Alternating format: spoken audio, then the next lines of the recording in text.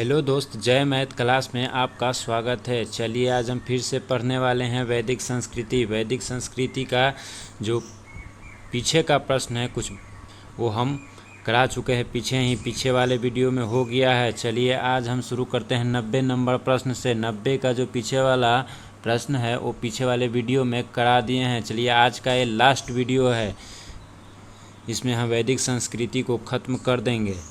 उसके बाद महाजन पद काल है वो हमें पढ़ना है, ठीक है। तो चलिए शुरू करते हैं 90 नंबर प्रश्न से। ब्रह्म विवाह कब किया जाता है? समान वर्ण या जाति विवाह को ब्रह्म विवाह क्या कहते हैं? समान वर्ण या जाति विवाह को ब्रह्म विवाह कहते हैं।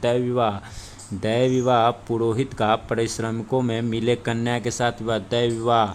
आश्रय विवाह कन्या मूल के रूप में एक जोड़ी गाय व बैल चुकाकर किया गया विवाह आश्रय विवाह कहलाता है। प्रजापत्य विवाह बिना दहेज के विवाह। इसके अनुसार ऑप्शन नंबर ए हो जाएगा। कूट में जवाब देना था, इसके ऑप्शन नंबर ए हो जाएगा। चलिए आगे देखते हैं। सुमेलित करना है 91 नंबर को सुमेलित कीजिए। आप लोग सुमेलित कीजिए। 91 का हो जाएगा गंधर्व विवाह, प्रेम विवाह, आसुर विवाह कन्या को खरीद कर किया गया विवाह, राक्षस विवाह प्रजापति की कन्या अपहरण की गई विवाह, और पै 7 विवाह सोई अवस्था में कन्या को गुमराह कर या मानसिक रूप से अस्वस्थ कन्या को गुमराह कर उसके साथ विवाह किया गया पै 7 विवाह कहलाता है। इसके अनुसार भी ऑप्शन नंबर ए हो जाएगा। चलिए आगे है प्रश्न। 3 ऋण में शामिल नहीं है। 3 ऋण में क्या शामिल है? देव ऋण, पितृ ऋण, ऋषि ऋण, मातृ ऋण। तो मातृ ऋण शामिल नहीं है। चलिए आगे है ऋग्वैदिक काल से संबंधित मृत भांड है। ऋग्वैदिक काल से ओसीपी ऋग्वैदिक काल से। चलिए आगे उत्तर वैदिक काल से संबंधित है। उत्तर पीजीडब्ल्यू उत्तर वैदिक काल से पीजीडब्ल्यू पहले ओ आता है और पहले ऋग्वैदिक काल, तो ओसीपी से ऋग्वैदिक काल याद रहेगा, फिर बाद में पी आता है और पीजीडब्ल्यू से याद रखिएगा उत्तर वैदिक काल। चलिए ठीक है, चलिए आगे चलते हैं। आगे है हरियाणा प्रांत में चित्रित धूसर मृदभांड स्थल किस स्थान पर हाल में किए गए उत्खननों से प्रकाश में किस स्थान से आया है? 95 का किस स्थान से आया है? भगवानपुर से। कहाँ से? तो भगवानपुर से आया है। चलिए आगे देखते हैं। आगे है ऋग्वेद में अधन्य शब्द का प्रयोग किसके लिए किया गया है? अधन्य शब्द का प्रयोग गाय के लिए किया गया है। अधन्य शब्द का प्रयोग किसके लिए किया गया है? गाय के लिए किया गया है। चलिए 98 नंबर आगे है। 98 नंबर संग्रहीतु का मिलाना है कोषाध्यक्ष। 98 का ए का 1 हो जाएगा, बी का भागदूत कर संग्रहकर्ता, बी का 2 हो जाएगा, और सी का छत्र या छत्री का प्रतिहारी या राजप्रसाद का रक्षक, सी का 4 हो जाएगा, और डी का बच गया से 3 हो जाएगा। इसका आंसर ऑप्शन नंबर ए हो जाएगा। चलिए आगे देखते हैं। 99 नंबर रीत प्राकृतिक संतुलन स्थापित करने के कारण किस वैदिक देवता को रीतस्य गोप कहा गया है? किसे कहा गया है? तो वरुण को। किसे कहा गया है? वरुण को कहा गया है। चलिए आगे है। निम्नलिखित में से कौन मूलतः जल या समुद्र का देवता था? जल का देवता कौन था? जल का देवता वरुण। निम्नलिखित में कौन जल या समुद्र का देवता? वरुण। चलिए आगे देखते हैं। आगे है दिया हुआ है 3 क्रमों में तीनों लोक को माप लेने के कारण किसे उपक्रम कहा गया है? तीनों लोकों को माप लेने के कारण किसे उपक्रम कहा गया है? किसे कहा गया है? तो विष्णु को कहा गया है। किसे कहा गया है? विष्णु को कहा गया है। चलिए आगे है मिलाना है इसको। 102 नंबर प्रश्न। ए का 1 हो जाएगा पूषण विवाह का देवता से संबंधित है। रुद्र किसका है नाम? रुद्र किस चीज़ के देवता हैं? चलिए बी का पशुओं का देवता रुद्र, पूषण विवाह का देवता घौ, घौ जगत के पिता, घौ जगत के अदिति देवताओं की महान माता अदिति। डी का 4 हो जाएगा। चलिए ऑप्शन नंबर ए हो जाएगा इसका। मनु स्मृति मुक्त संबंधित है, बताए हैं हम कल की वीडियो में, बताए हैं कल का जो वीडियो था उस वीडियो में हम बताए हैं मनु स्मृति मुक्त संबंधित है कानून से, और सबसे पुराना है मनु स्मृति। चलिए आगे देखते हैं। गायत्री मंत्र की रचना किसने की थी? चलिए बहुत ही बढ़िया प्रश्न है। गायत्री मंत्र की रचना किसने की थी? तो विश्वामित्र ने की थी। ठीक है, चलिए 104 हो गया। 104 के बाद 105 नंबर है अवेस्ता या ऋग्वेद में समानता। अवेस्ता किस क्षेत्र से संबंधित है? अवेस्ता को बताना, अवेस्ता है वो किस क्षेत्र से संबंधित है?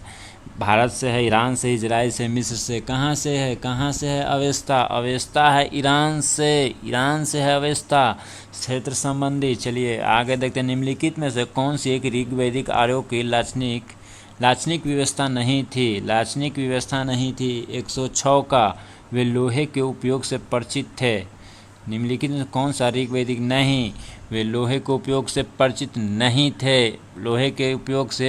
नहीं थे। ऋग्वैदिक आर्य उत्तर वैदिक काल में लोहा का प्रचलन हो गया था। जो ऋग्वैदिक काल में लोहा का प्रचलन नहीं था, इसीलिए ऋग्वैदिक आर्यों की लाक्षणिक विशेषता वे लोहे के उपयोग से परिचित नहीं थे। चलिए आगे देखते हैं। आगे है ऋग्वेद ने निम्नांकित किन नदियों का उल्लेख अफगानिस्तान के साथ आर्यों से संबंधित सूचक है? किस नदी का है? तो कुब्भा क्रमु। कौन सा नदी है? तो कुब्भा क्रमु। चलिए आगे देखते हैं। धर्म तथा रीत भारत की प्राचीन वैदिक संस्कृति के केंद्रीय विचार को चित्रित करते हैं। इस संदर्भ में निम्नलिखित कथनों पर विचार कीजिए। धर्म व्यक्ति के दायित्व एवं स्वयं तथा दूसरों के प्रति व्यक्तिगत कर्तव्य की संकल्पना था। दूसरा है रीत मूलभूत नैतिक विज्ञान था जो सृष्टि और उसमें निहित सारे तत्वों के क्रियाकलापों को संचालित करता था। उपयुक्त में से कौन सा कथन सही है? 108 का बताना है। 108 का कौन सा है? तो 1 भी सही है और 2 भी सही है, तो इसके अनुसार कौन हो जाएगा? ऑप्शन नंबर सी हो जाएगा। चलिए आगे का प्रश्न है। आर्यों के आर्कटिक होम सिद्धांत का पक्ष किसने लिया था? आर्यों का आर्कटिक होम का सिद्धांत बीजी तिलक ने।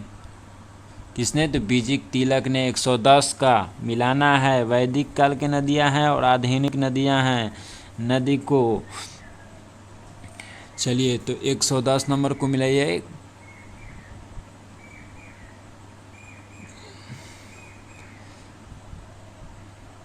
तो कुब्भा का काबुल हो जाएगा।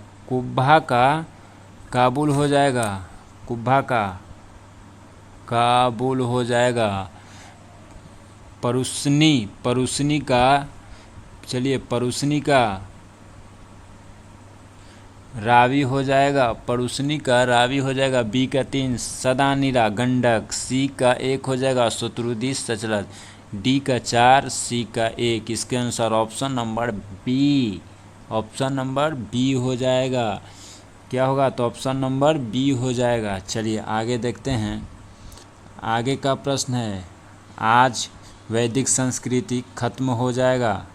प्रश्न है ऋग्वेद में कितने सूक्त हैं? ऋग्वेद में 1028 सूक्त हैं। Option number C. कितने? 1028। पूर्व वैदिक आर्यों का धर्म मुक्त था। भक्ति पर भक्ति पूजा और यज्ञ पर मूर्ति पूजा और यज्ञ पर प्रकृति पूजा और भक्ति। चलिए 112 नंबर का जवाब दीजिए। प्रकृति पूजा और यज्ञ पर था। पूर्व वैदिक आर्यों का धर्म मुक्त था प्रकृति पूजा और यज्ञ पर। चलिए 13 नंबर। निम्नलिखित में से किसे भारतीय परमाणुवाद का जनक कहा गया? किसे कहा गया है? तो महर्षि कन्नाद को कहा गया है। किसे कहा गया है? महर्षि कन्नाद। ऑप्शन नंबर सी है, महर्षि कन्नाद को कहा गया है। चलिए अब 114 नंबर प्रश्न है। शतपथ ब्राह्मण से राजा संबंधित राजा विदेह माधव से संबंधित ऋषि थे। कौन से ऋषि थे? 114 का डी हो जाएगा, ऋषि गौतम रहुगण। कौन? तो ऋषि गौतम रहुगण। चलिए प्रश्न 115, ऋग्वेद के 10वें मंडल में निम्नलिखित में से कौन सा सूक्त विवाह समारोह को प्रकाश डालता है? कौन सा सूक्त डालता है? तो सूर्या सूक्त, सूर्या सूक्त। ठीक है, 115 का एक हो जाएगा। चलिए आज का वैदिक संस्कृति का अंतिम प्रश्न है, निम्नलिखित में से किस ग्रंथ को शास्त्री संहिता के नाम से जाना जाता है? शास्त्री संहिता के नाम से जाना जाता है। किसे जाना जाता है? 116 नंबर है। महाभारत को शास्त्री संहिता से जाना जाता है।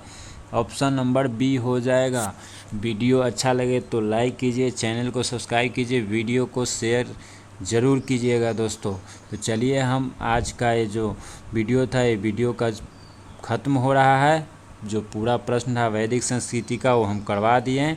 अब आगे हम पढ़ेंगे कल का जो वीडियो आएगा उसमें महाजनपद काल 600 ईसा पूर्व से 325 ईसा पूर्व तक पढ़ेंगे। ठीक है, तो थैंक यू दोस्तों। अगर PDF चाहिए तो कमेंट बॉक्स में कमेंट करिएगा ज़रूर। Thank you.